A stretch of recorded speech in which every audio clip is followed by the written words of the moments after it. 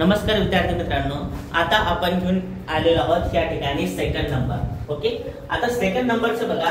Second नंबरचं practice set 1.1 मधलं second नंबरचा एक ट्रायंगल या ठिकाणी घेत आहे. तर सर्वांनी काळजीपूर्वक लक्ष द्यायचं आहे की याच्यामध्ये काय करायचे. जो पीएम जो आहे तो पीएम आपला अँगल पीक्यू चा बायसेक्टर आहे का हे ठरवायचं आपल्याला. ओके, तर सर्वांनी लक्ष द्यायचं आहे. काय बघा करायचं काय, पी आर इक्वल टू 7.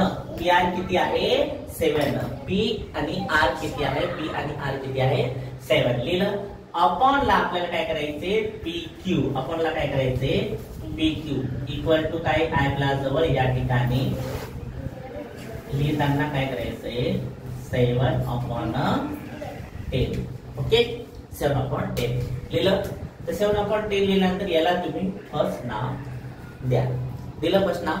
आता फर्स्ट नाव दिल्यानंतर पुढचं आपण घेत आहे बघा R M upon M Q equal to R M किती आहे 6 अपॉन ला एम क्यू किती आहे 8.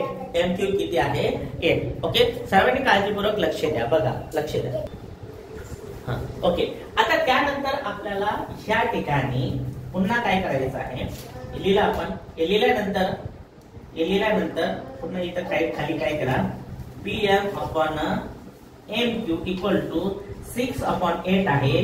तर 2 3 जा 6 आणि 2 4 जा काय आहे या ठिकाणी 4.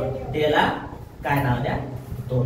ओके, मग इथं लिहित असताना काय करा from 1 and 2. From 1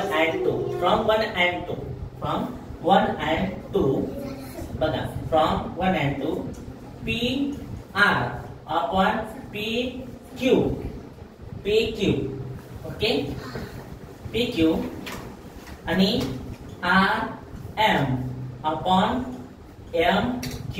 ओके, आता मला एक सिंपल गोष्ट सांगायची बघा. या ठिकाणी लक्ष द्या.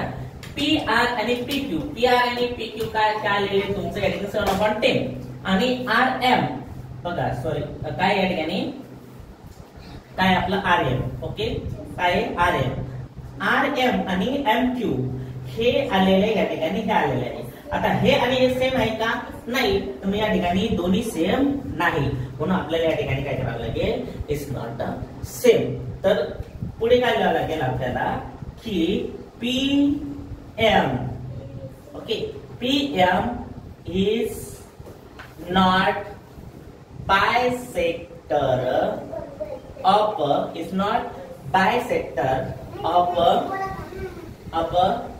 काय अँगल पी क्यू आर.